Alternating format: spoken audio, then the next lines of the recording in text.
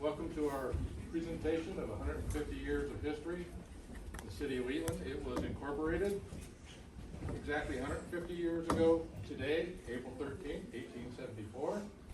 And we were going to have three groups of presenters. The first individual is Bill Holmes. He's our trail guru. He's helped us tremendously with the end of the immigrant trail here. And we would not know as much as we know about the trail today if it wasn't for Bill. The next group will be Pat Camarino. I'm over here.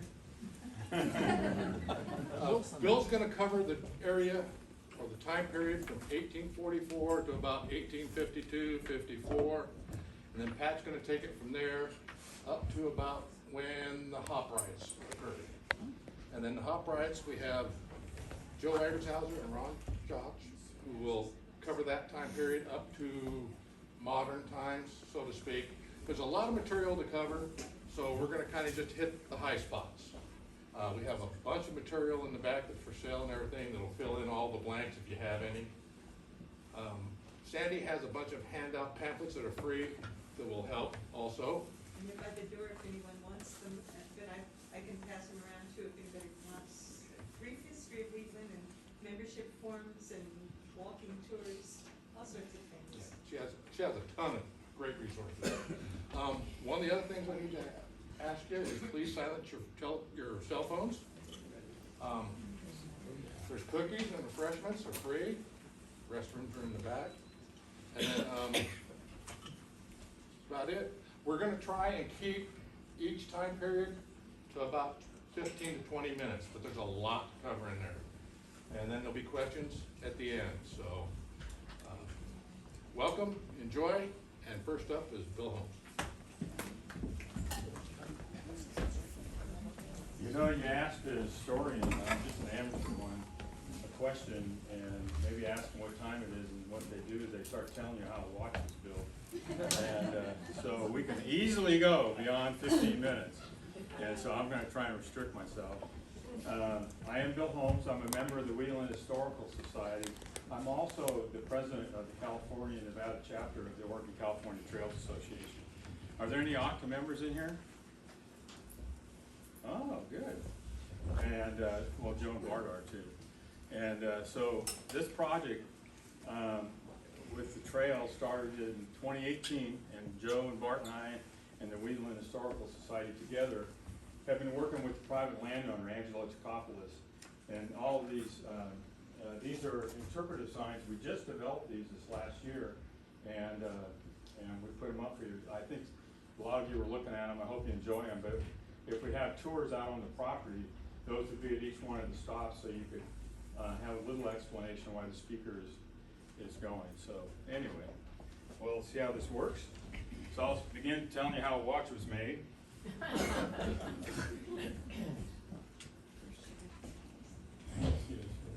So it's going to go quickly. The first inhabitants were the Niznan, or Southern Maidu Indians. They're here for thousands of years along the Bear River, and they had villages and a lot of different sites.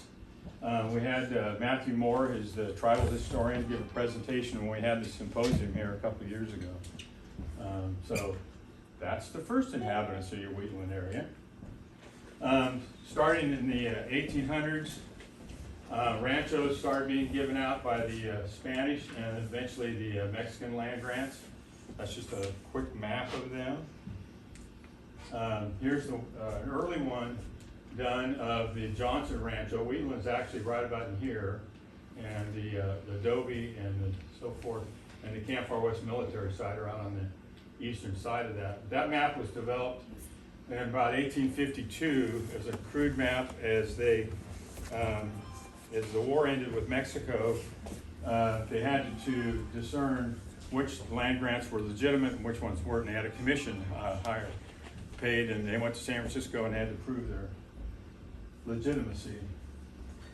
Now, the first wagon train into California on the Truckee route of the California Trail was the Stevens, Townsend, Murphy party. And that's Elijah Stevens, picture him.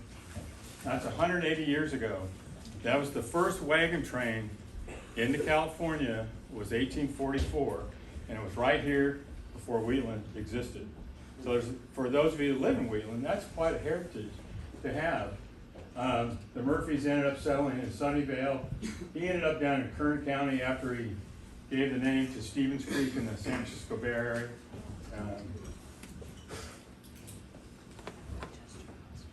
They left from Council Bluffs, Iowa.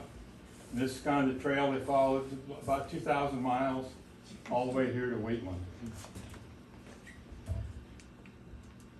Now, were they going to the United States? No, they were going to Mexico. So that once they crossed over in this area here, they were in Mexico.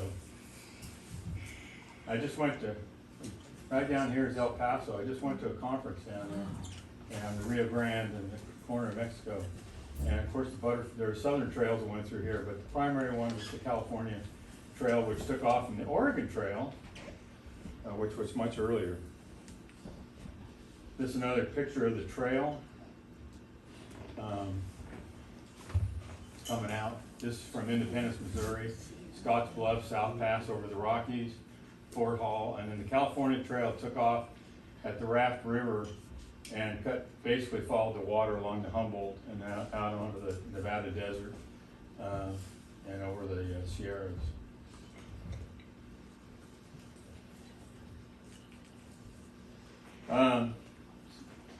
So the owner, we always call it the Johnson Ranch, but the first owner was Pablo Gutierrez.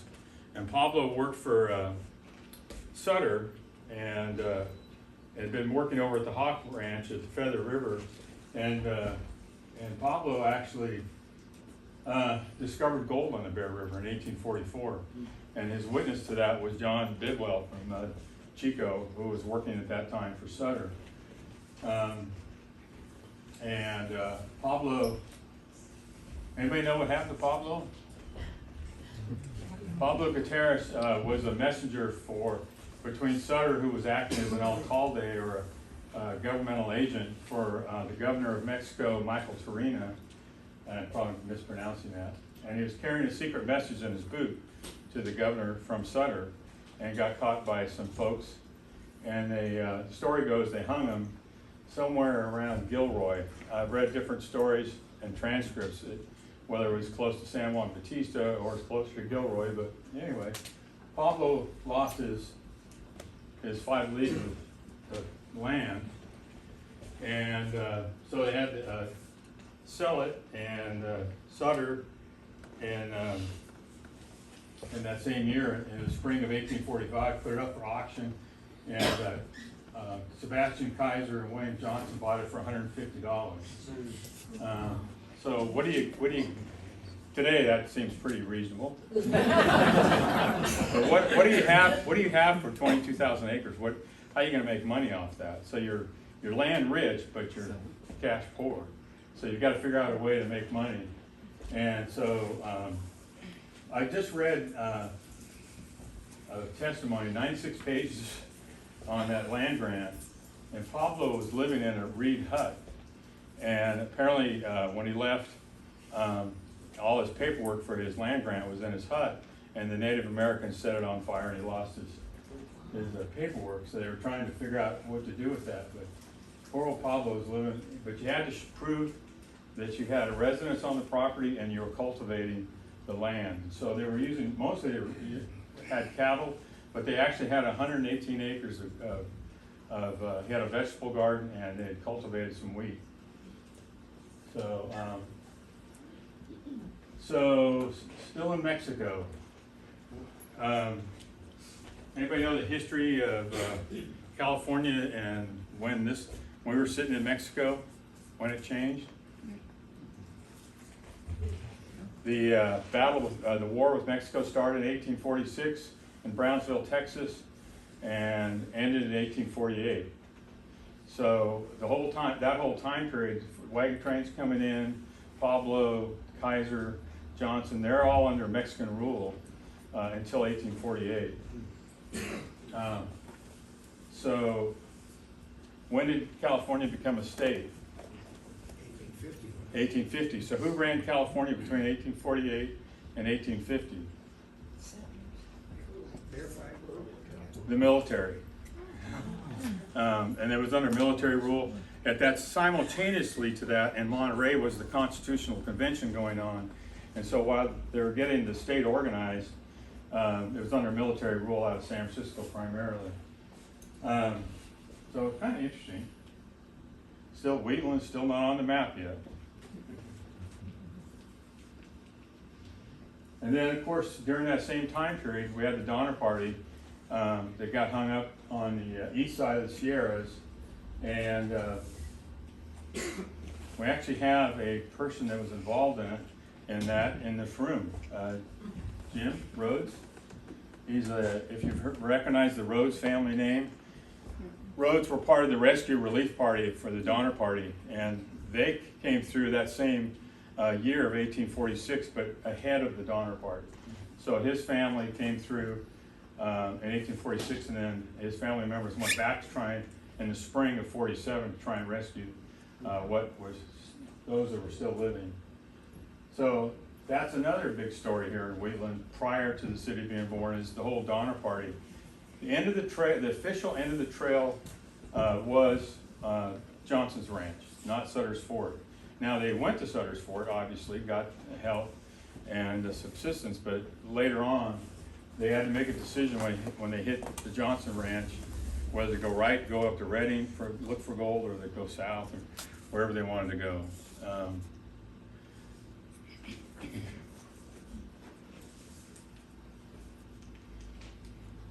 So, another little thing happened up here on the Bear River. The military government, the reason I told you that story is between 1848 and 49, the gold rush occurred. And they were concerned, the U.S. government was concerned that there might be hostilities between the miners coming into California and the Native Americans.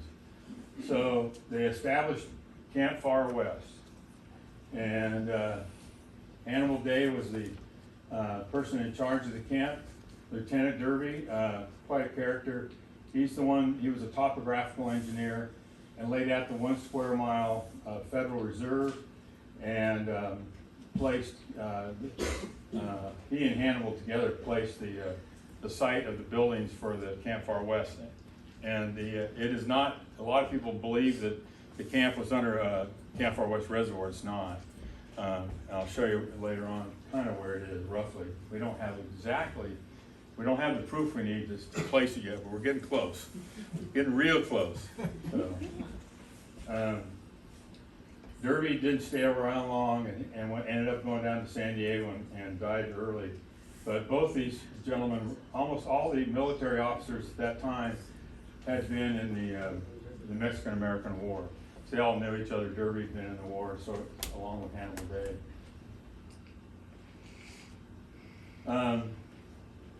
Camp Far West painting by Frederick Duane. You've probably seen poor copies of this. This painting was done in 1886 and donated to the state of California by Frederick Duane, whose father lived here in Wheatland and is buried here. And at first I discounted the painting as being any kind of help to us on locating where the camp was out on the ground. But then as I realized later, he was born, doing more research, I realized his father lived here, and he was born here along with many of his siblings. And he would have a pretty good recollection of what the buildings looked like. His father was a carpenter, and there's 2 little men in this painting. One's below, and they're cutting a log with a handsaw. And on this wagon right here, it says California. So I located the painting. It was at Sutter's Fort for a long time, and then State Parks put it away, and it ended up in the warehouse, at their warehouse in McClellan Air Force Base. And because of COVID, it took 2 or 3 years for me to finally get permission to pull the painting and get a good picture of it. So you're looking at a pretty good picture. The old ones that you've seen, and Ron, in your early investigations, were pretty, like, photocopied 20 times and hard to tell much detail. But, so, Frederick. It's hard to see this picture, but well, I'll show you the cemetery in a minute, but the cemetery is right here. Oral history and what we found in writing says this camp buildings were 400 yards east of the cemetery, which puts it on a bench very similar to the cemetery right about here.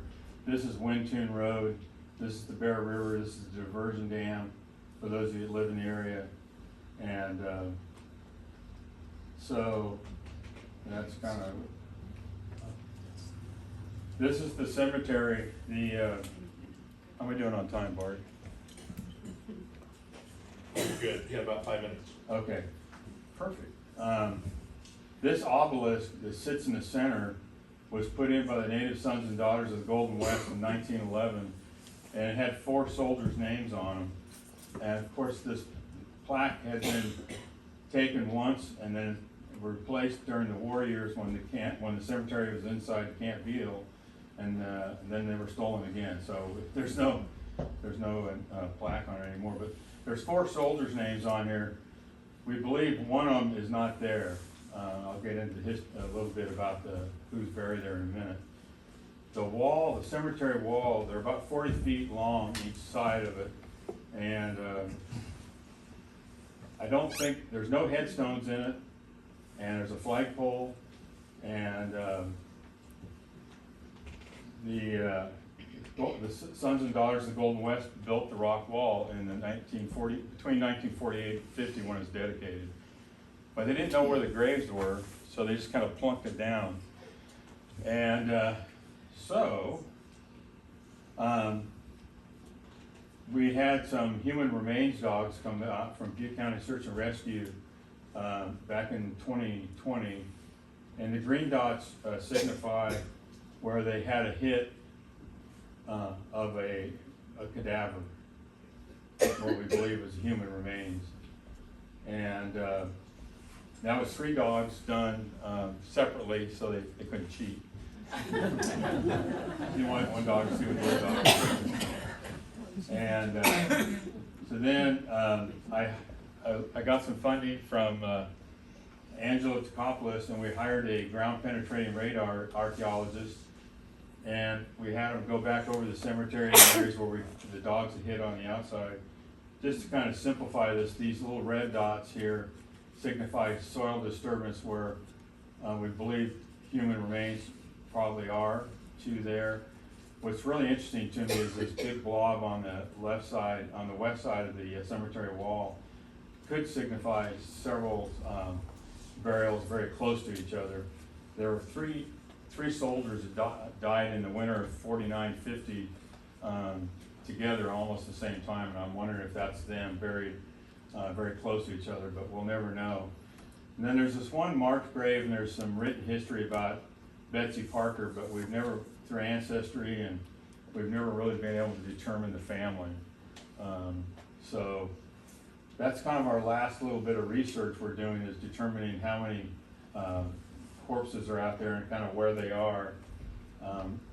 There's like 7 on the outside, but I think there's more than one here. The dogs only mark this as one hit, but I think there's actually several hits there, so there may be more than 19 total grave sites. This is just an updated map of done by Von Schmidt. He was a surveyor at the time, done in 1856. It's a little clearer. What city was planned in this area before Wheatland was ever thought of? Anybody know? I know Ron knows. I know these guys all know. It took me a long time. I wandered upon this in research. The city of Kearney. Because General Kearney came through here with his Army of the West in 1847 on his way back to Fort Leavenworth with Fremont in tow under arrest. They decided to honor him, and Derby actually drew the map, and he got a couple empty city lots for doing the map work and stuff, but nothing ever came of it. But it was right next to the river crossing area. Kempton's. Yeah, Kempton's. Yeah, and I got a map, a real clean map from State Parks on it in their history section. So anyway, there was another city planned before Wheatland. And that's just our final project map, kind of showing all the highlights of the historic sites, and there's copies of them in the back. And we have the author here too. I wanted to pitch this, all this information I'm telling you is in this book in the back. It's called Wheatland Before Wheatland, and the author's right there, Ron Jock. And so if you buy one of these, he'll probably sign it for you. At minimal cost, I'm sure. But that's about it, and that's my 15 minutes of presentation. I'm right on time. Thanks, Bill.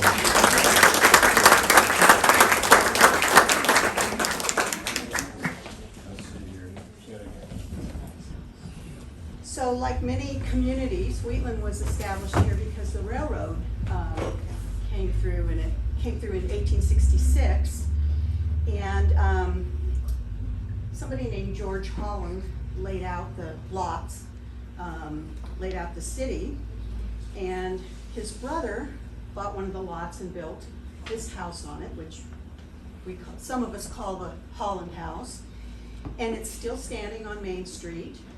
And as I recall, the guy that restored it researched the original colors, and those are the original colors. And also Wheatland is named Wheatland because there was a lot of wheat grown here when the town was established. This is one of my favorite pictures.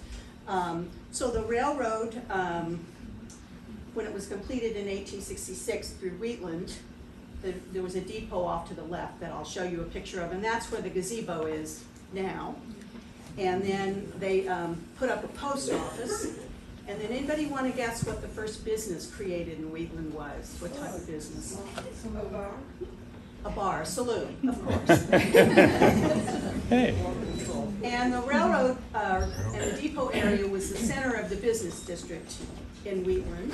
And in this picture, you can see a hotel to the left. And there were at least 3 hotels in town, which seems like a lot with Wheatland today. But there were traveling salesmen and people on the train. Also, single teachers lived in the hotels. And then to the right of the hotel across the street was a lumber yard, the Rodden Lumber Yard. And then to the left of that building was their house. So Mr. Rodden had a really short commute to his job.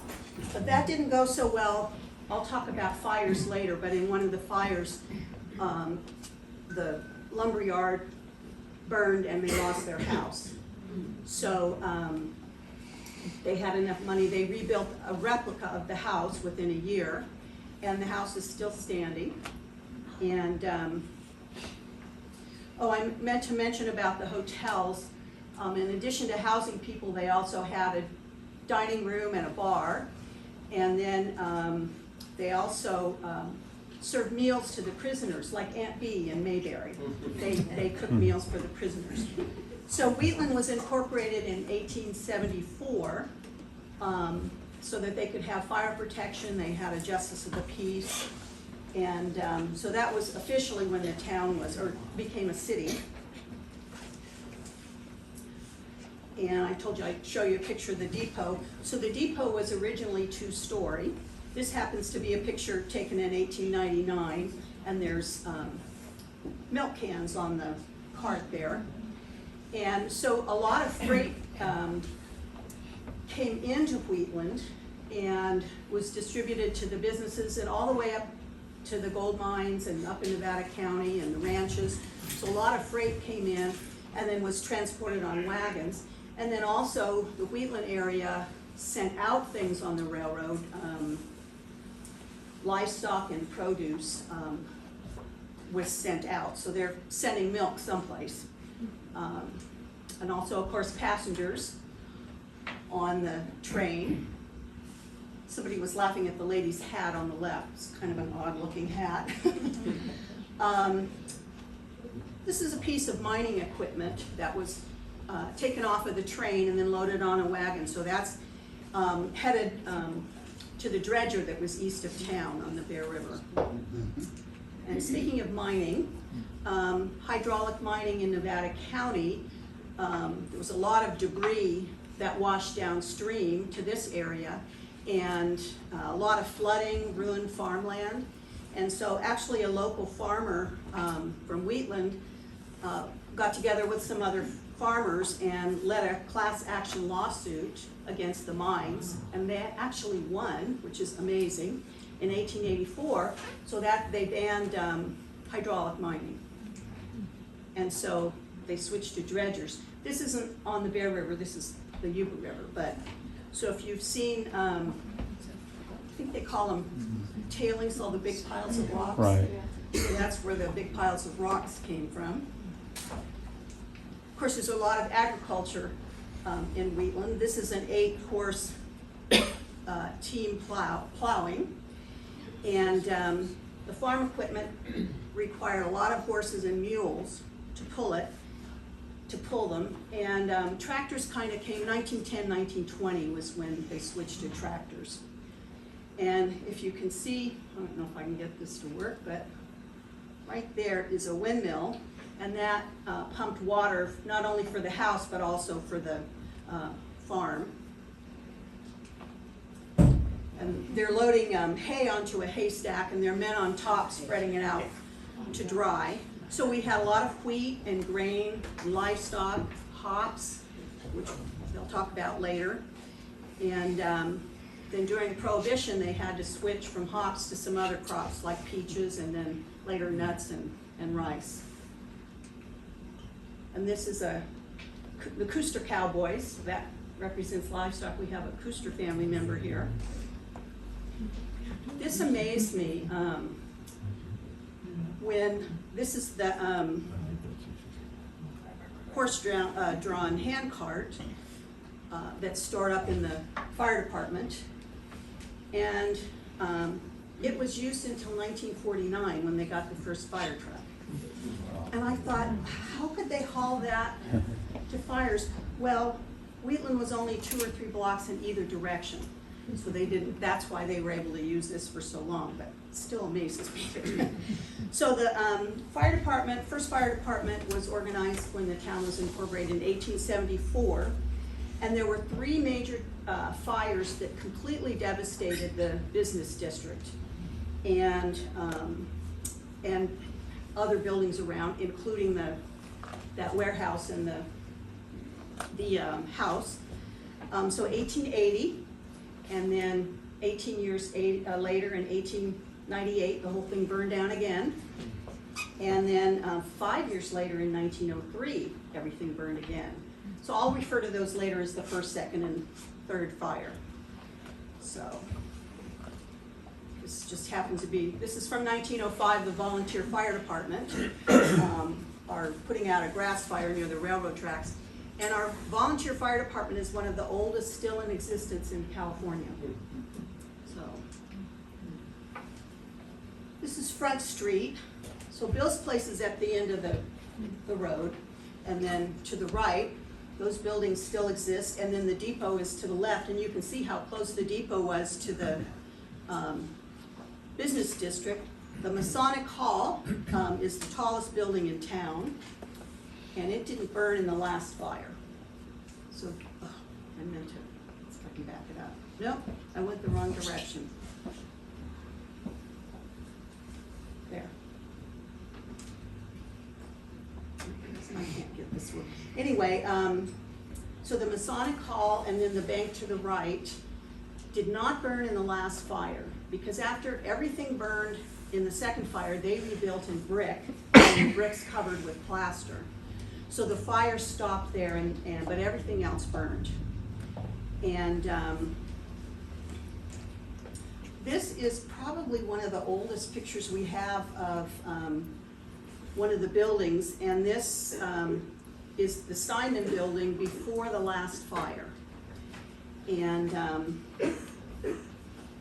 the store on the right is what Cook Salon now, and then the hair salon is to the left of it, so that's where it is. And the auto shop building is to the right. So when it was burned down the second time, they rebuilt it, just a 1-story building. Here's another picture of Front Street, and then you can see the Oddfellows building and then the bank. Those are the 2 that didn't burn in the last fire. The business district had sidewalks, but they were wooden, and the town just was dirt roads and dirt sidewalks, which got pretty muddy in the winter.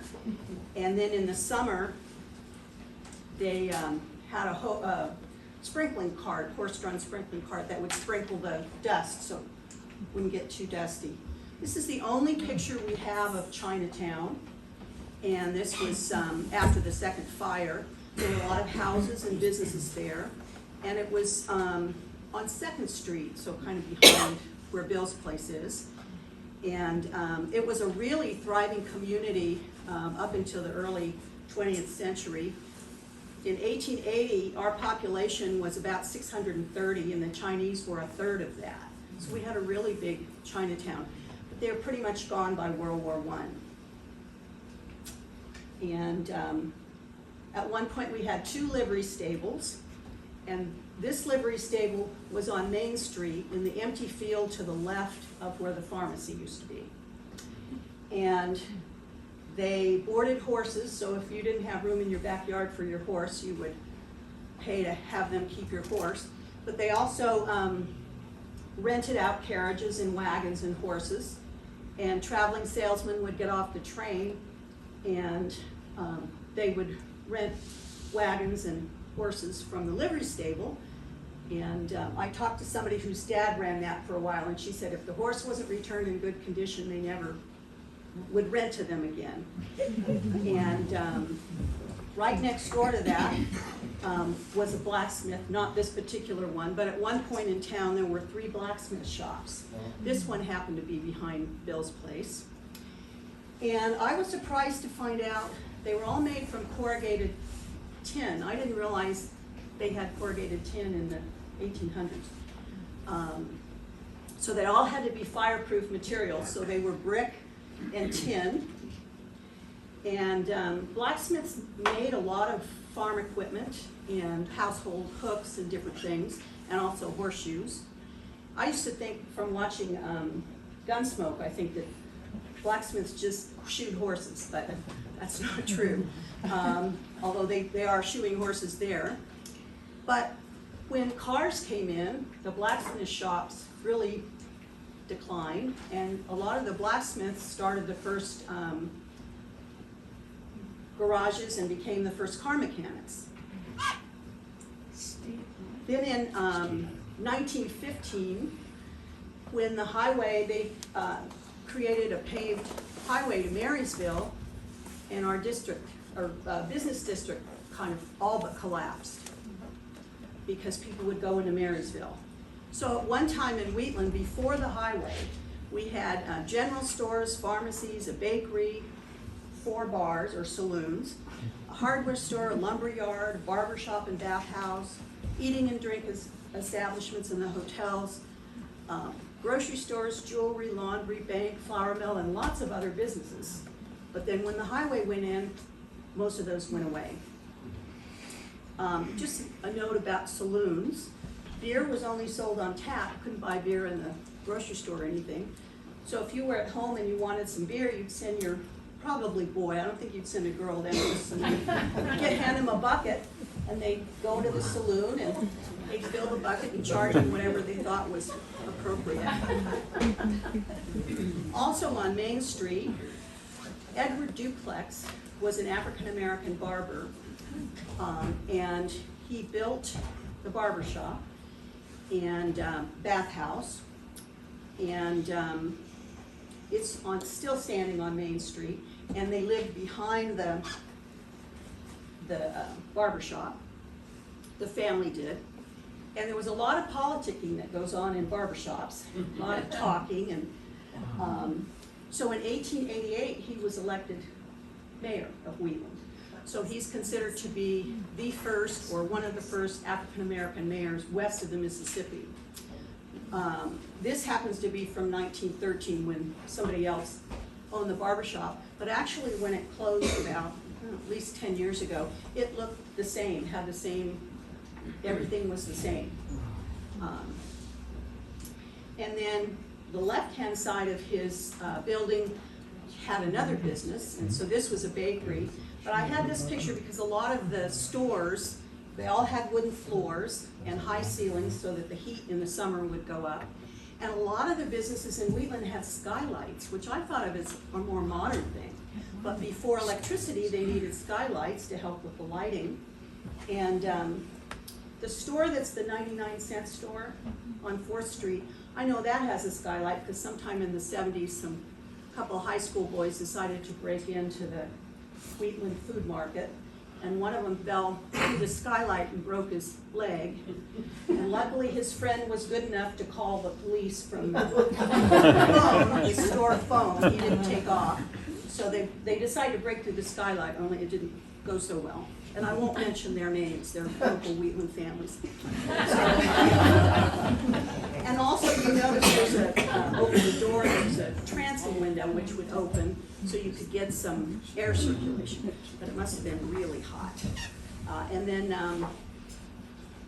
I already mentioned that many of the store owners lived behind their businesses or above their businesses. I seem to be talking about bars and saloons a lot, but anyway, this is now Bill's Place. It's the Harding Building, and it was originally a saloon, but it's housed a number of businesses over the year. And this happened to be taken in 1926 during Prohibition, so there aren't any liquor bottles or anything. Although I think those guys probably drank in the back or something. So they've got holding pool cues and they sold candy and things, but I think other things were going on too. And then in the mid-1930s, Ed and Bill became Ed and Bill's Place, and then it became a bar again. Anybody want to guess which came to Wheatland first, electricity or the telephone? You're right. So this is the Wheatland Telephone Exchange, which was one of the oldest in California in 1893. And this was in Anderson's store, which was in the Masonic Hall. And then electricity was 1901. Before electricity, we did have street lights, but they were lit by coal, and there was a night watchman that would light the street lights every night and then patrol the town, and then turn off the lights in the morning. And the rumor is that there wasn't a lot of crime, so he watched a lot of things through the lace curtains, and he knew all the gossip.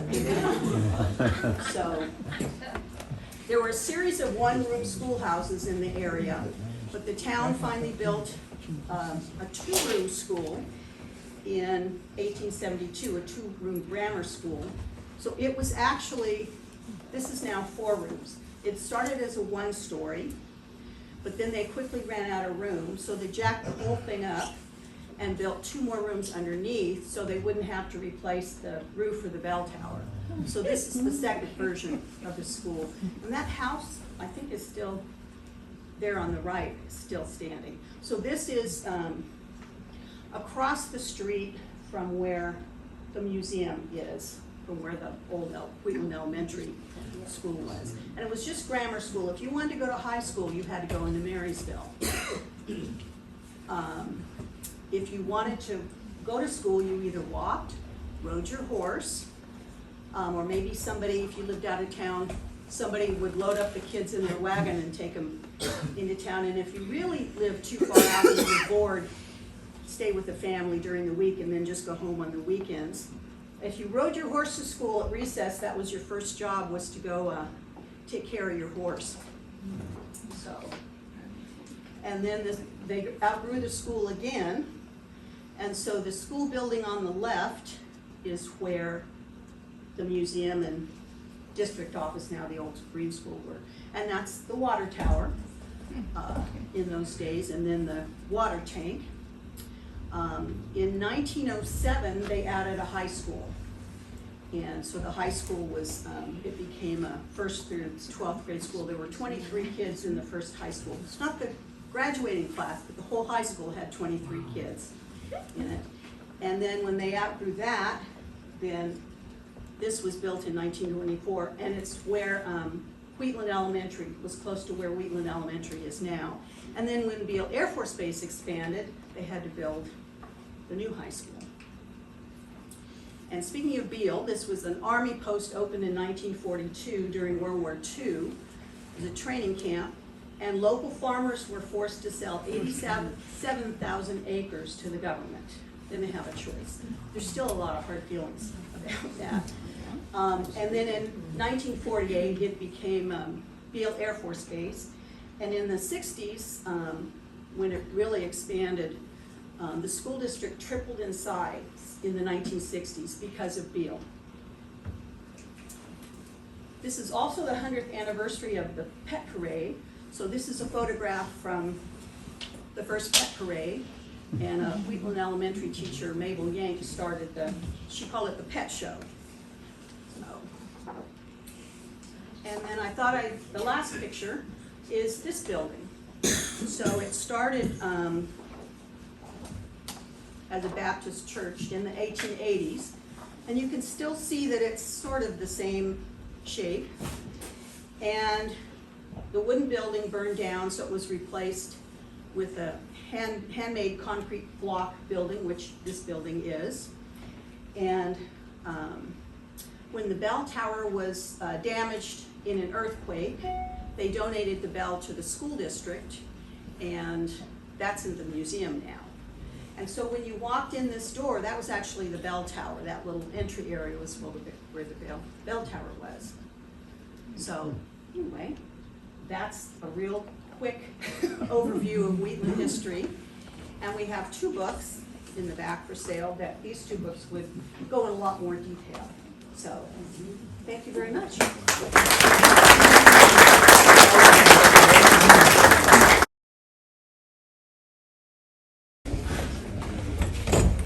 Hello, I guess we're going to talk about the 1913 hop riot, and I wanted to put some things in Wheatland in perspective. Since I'm old, things are a little different than they were when we were a kid. And if we take our 150th year anniversary, half of that time, 75 years ago, I was a kid growing up in Wheatland. In fact, Pat showed a photo of that Holland house. That's the house I grew up in with my grandparents. And talking about the hops today, Joe is really the expert on hops, he and Ray Wilson here. I happen to get involved with it, but they will get into some of the details of what happened in hops. But growing up as a kid in this town, the town smelled like hops. I mean, most of us had relatives that worked up in the hop shed, and they came in with their clothes on, and there was a distinct smell. So hops was actually what Wheatland was in those days. But if we go 150 years divided into 2, 75 years into it was 1949. I was a 4-year-old kid, and I grew up in Wheatland. So at that point in time, it was a pretty small town. In fact, when we graduated from the 8th grade, there were 18 of us. And Beale Air Force then moved in later, so by the time we got to high school, the schools grew, the town grew, and everything was different. But growing up as a kid in Wheatland, we had a movie theater, we had a vibrant downtown, there was a train station there. It was a whole different place than it is today. And I left Wheatland in 1963, and we live up in Nevada City right now. But let's start with the hop ranch. Basically, Daniel P. Durst he was the first president of the city council when Wheatland incorporated in 1874. He moved with his family here and built a Durst house between 1868 and 1870. He was a doctor and actually came out to California during the gold rush. He wanted to find gold and make his fortune there. And he first came up to the port, did some mining, then moved on to Tahoma, where he was actually very active. He was gold mining, but he was also a doctor, a practicing physician. In fact, when he came out west, he came out on a ship that went around the Cape Horn, and he volunteered to be the doctor on board, and he got free passage to California. So he came out to California. Tahoma, he was actually on the school board.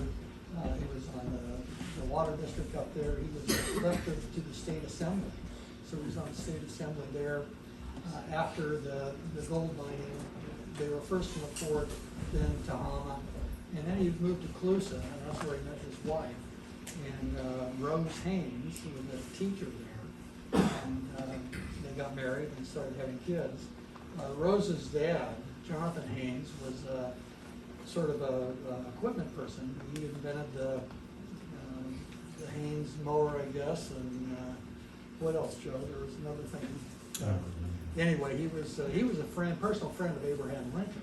So Abraham Lincoln was also Jonathan Haynes' attorney, and also was attorney for Daniel P. Durst. That was before Lincoln became president. But there are people in Wheatland area. Don Broom, I know, for instance, have letters from him where he and Lincoln and Haynes were together, and Lincoln's coat was too short, and Haynes was too long, and so they changed coats and went on their way. But anyway, that goes way back. Anyway, Durst came here. He bought some property. He had, when he met Rose and Colusa, he started this farming. And he grew some wheat and grain crops, and I guess they didn't do too well. They failed because they had some bad weather. But he moved on shortly in Nevada, and then he came to Wheatland. So he's here in Wheatland in 1868, before the town was here. But the railroad came through in 1866. If you go prior to that, the business district of Wheatland was really at Kempton's Crossing.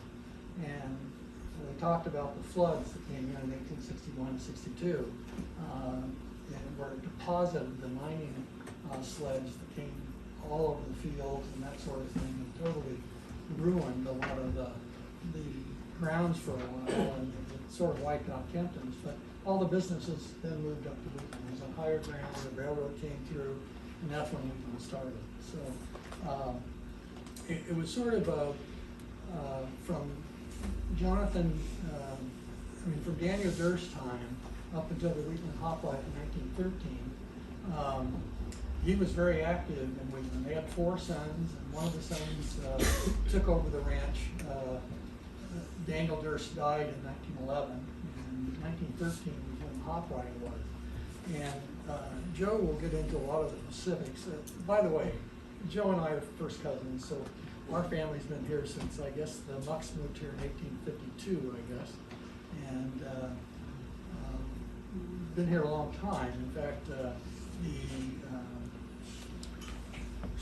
superintendent of the Drescher Ranch was our great-grandfather's brother.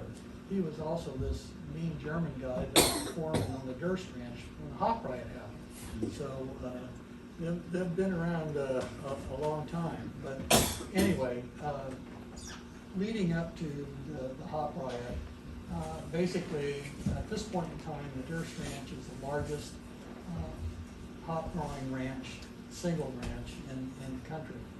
And Wheatland at that time had, in 1920, I think the census, a little less than 500 people in the town, and a little less than 500 people in the ranches around the town. So there's like 1,000 people. And Durst alone advertised for 2,700 workers to come and harvest the crops.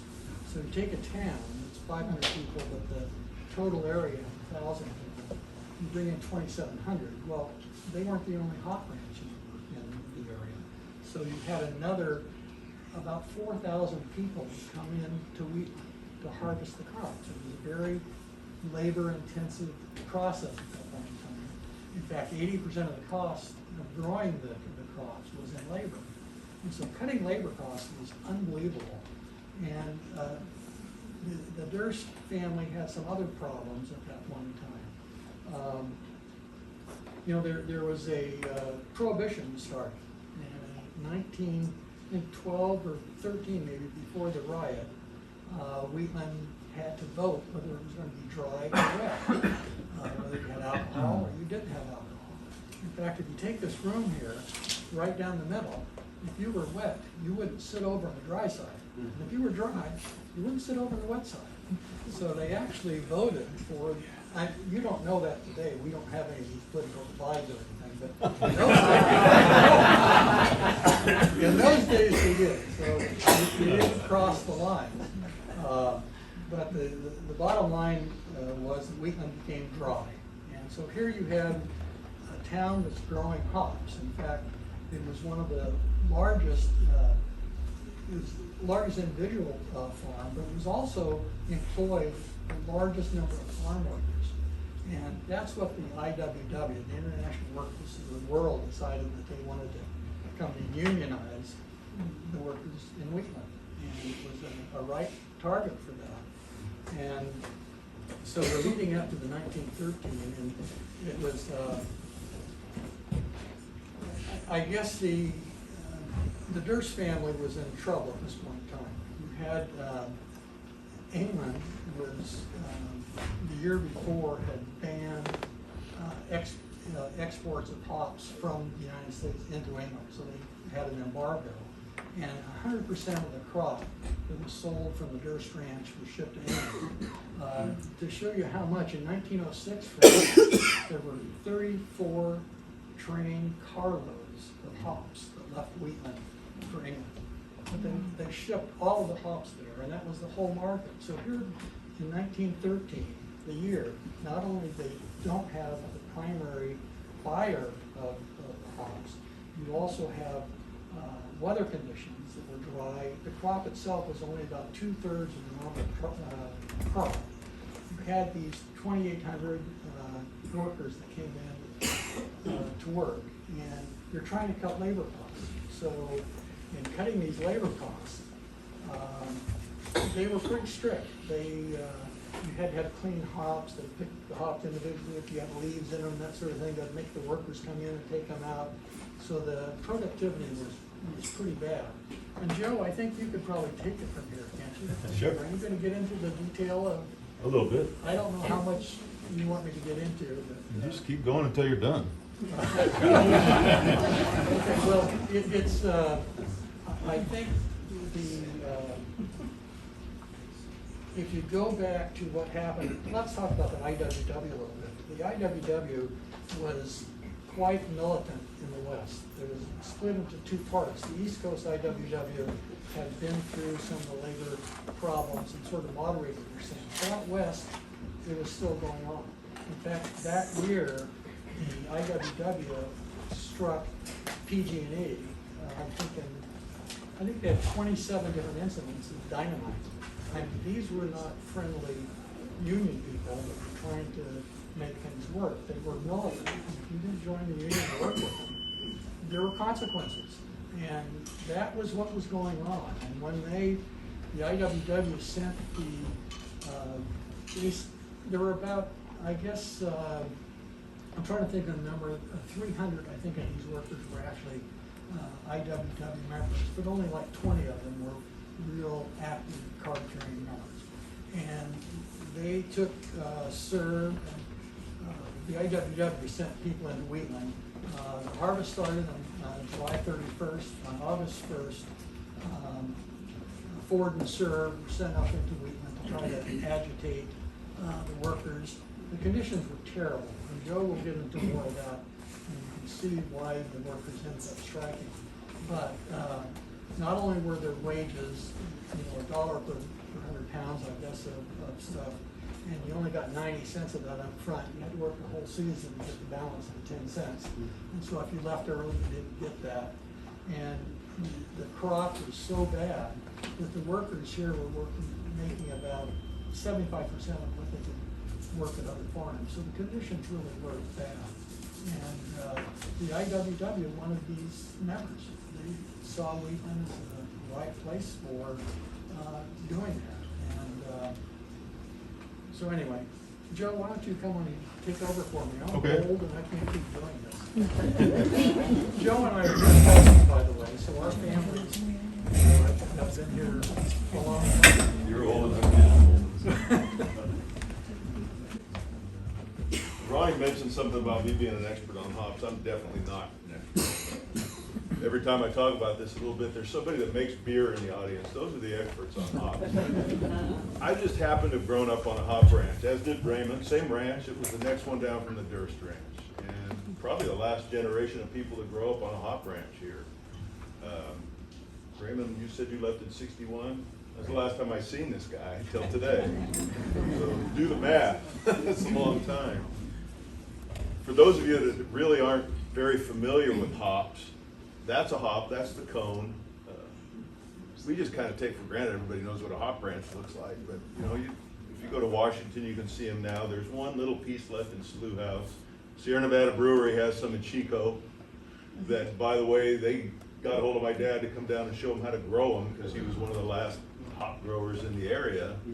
And then down in Dixon, there's a few hops. But that's a hop, and in the background, it's a little blurry, and you'll see another picture that shows it a little bit. Those are the poles, because we're going to talk about high pole men. That's part of the problem with the workers. Then there was wires across those. It was called a trellis. They trained the hop vines up the string onto the trellis. So that's what a hop field looked like, or a hop farm, or a hop yard. You got to remember to set the conditions for the time that this took place in August. It's hot here in August. We all know that. But the other thing there, these hops were, just before they were harvested, they were flood irrigated. Contours were put up, they were flooded. And so the ground was moist, and so in addition to the heat, there was extreme humidity. And then the other thing is a hop is almost like a nettle, and a hop causes, it stinks, and it can cause eczema, all kinds of things. So these workers had long sleeve shirts, they had bandanas around their neck. The only thing that wasn't covered was their face, and this was in this hot weather. They were miserable right off the bat before they started picking anything.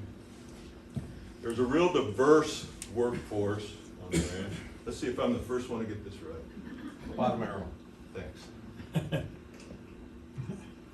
Real diverse people. There were 29 nationalities working out here on these hop ranches from all over the place that came to work in the hop harvest. There were also a whole lot of people, just town people, people that lived in the area and they made extra money. Teachers were famous for it because they were off during this time. So that's a hop field with a bunch of people that work in it. A large part of this, about a third of the people that worked in the hop field were women and children. Used to have kids working, of course, and then there was also a large part of the workforce were transients, and that's what I remember. By the time I came around, most of the people that came and worked on the hop ranch were transients. They weren't picking them anymore, but there was still a lot of labor there. Ronnie mentioned that the Durst Ranch advertised for more workers than they could use. You know, you have a surplus, people are going to want to have a job, they're going to work harder, so they did that. And they lived in tents. Now, where this all took place, this riot, most of you are probably familiar, but if you drive out Spenceville Road, as soon as you get past the last house, there's a Gilbert Ranch, and we have the Gilberts here that own the place now, but that was the Durst Ranch. And that first field to your right, as you leave Wheatland, past the last house, is where the camp was. That's where the people that worked in the hops lived. They lived in tents, whatever shelters they could put together. Durst would go ahead and rent them a tent for 75 cents a week, which is a big part of what they made, and so they weren't happy about that. A couple thousand people out there, 9 outhouses is all they had. Right, and so there were irrigation ditches. Dysentery was a problem. They had wells for fresh water, but about 10 o'clock in the morning, the wells ran dry. So people would drink out of the irrigation ditches real close to where because they didn't have outhouses. And so there was a lot of problems with that.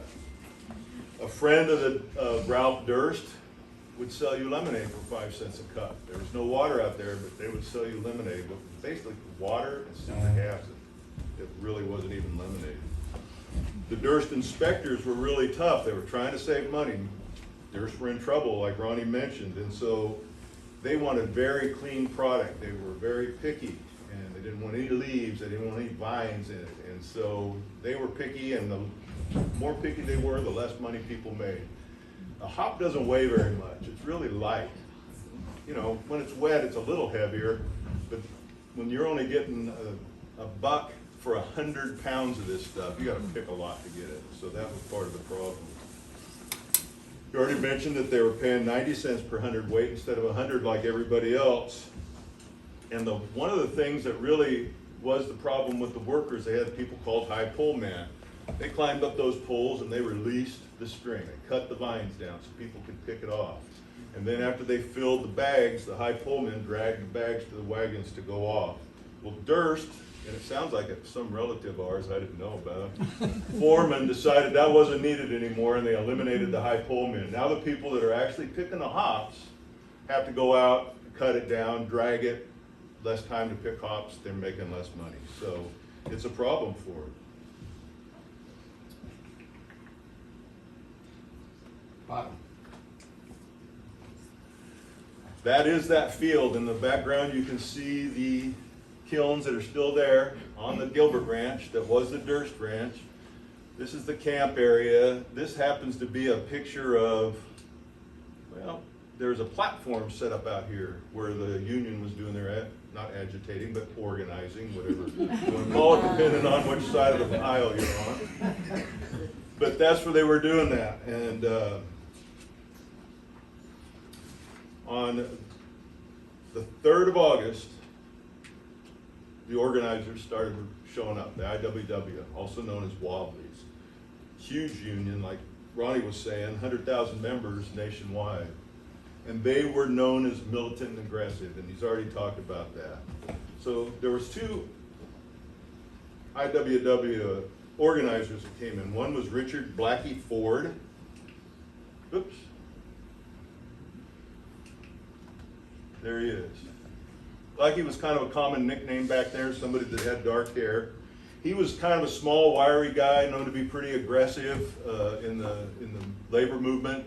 And the other main guy that was sent in to do this was a guy named Herman Sewer, who was, a lot of people were surprised when he got convicted of anything because he was a lot less of a firebrand type of guy.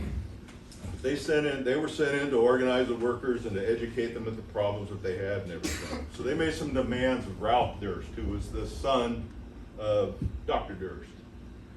They actually asked for $1.25 per hundredweight.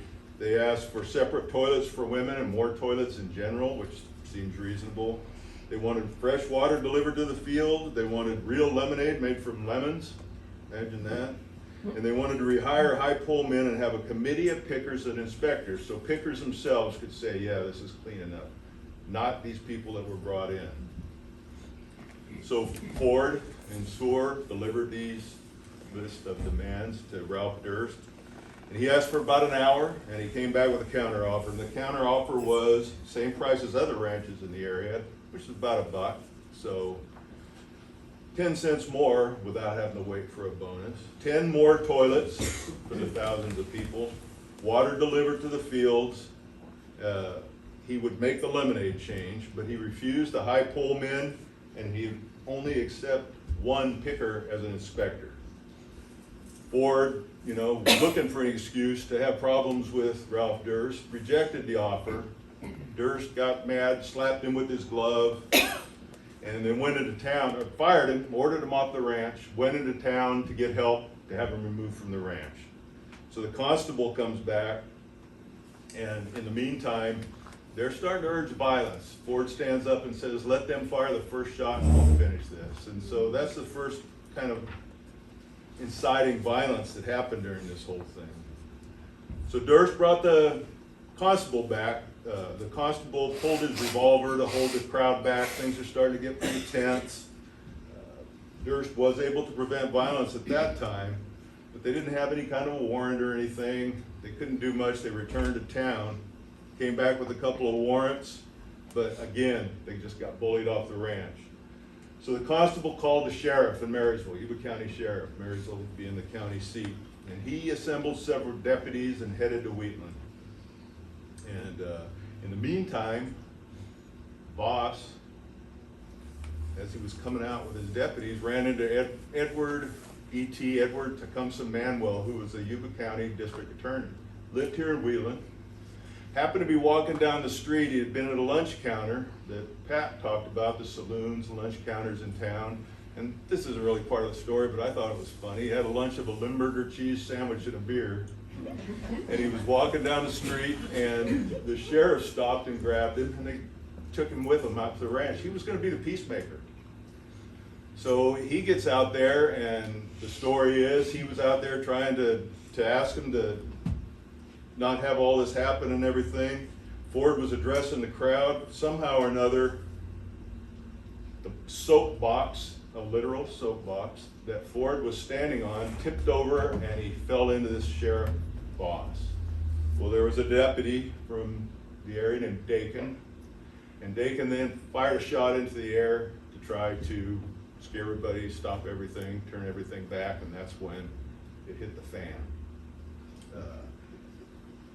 Deputy Dakin fired a shot in the air. Manuel, the district attorney, was shot and killed by somebody in the crowd. There's your district attorney that lived here in town, had 8 kids, had been a real popular member of the community here. And if you ever go out to Wheatland Cemetery, he is buried there, and there's a monument to him. And he was shot and killed. Everything starts intensifying, and then a Deputy Reardon was brought in. And Deputy Reardon is described as an old Indian fighter, and he was a tough guy, and they brought him in to help with this. He got shot and killed. The sheriff got knocked down, that's Boss, and his pistol was taken away from him, and it's pretty much thought that most of the killing was done with his gun that was taken away from him. Then, I think the guy that did it was described as a big Puerto Rican or Hawaiian, took his gun, shot Reardon, and then was beating the sheriff with a pick handle, and then Deputy Dakin shot him. Later on, there's a guy named Burdick that had a lunch counter, thought that this was a Hawaiian guy named Kanaka that used to eat at his lunch counter for breakfast every day. So that's who they think that was. Some of the details are pretty murky. Another worker, an English hop picker, was also killed, for a total of 4 people. The district attorney, a deputy sheriff,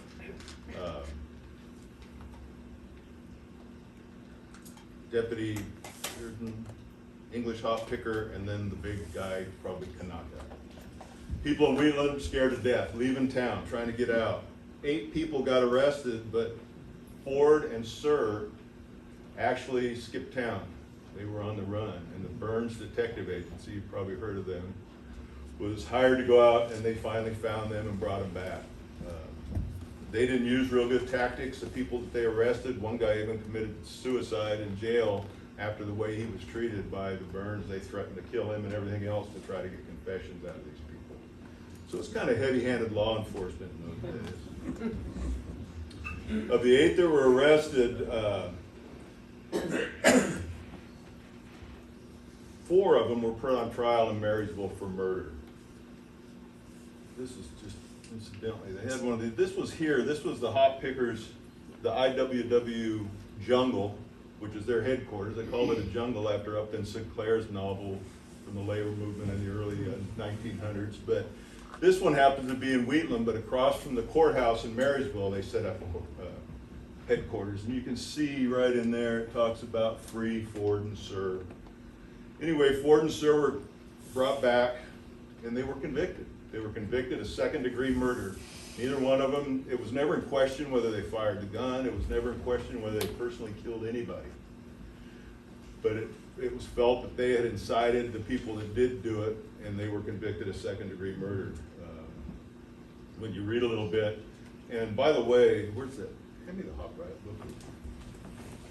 When you read a little more about this, because there's a lot about it in this book, and we also have to have the author of this book here, same guy, Ron Jock. So if you want to buy one of these, they're for sale in the back, and I think we can probably get the author to sign it.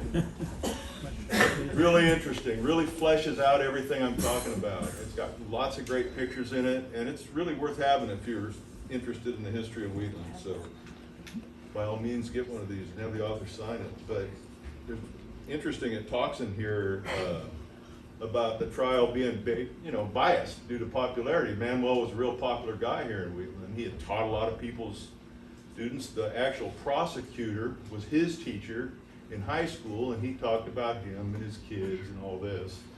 And so it was felt, obviously the defense wanted a change in venue. They didn't want to have a trial here at all. It was denied. And so, there were a lot of accusations, and I think probably pretty right, of bias on the trial.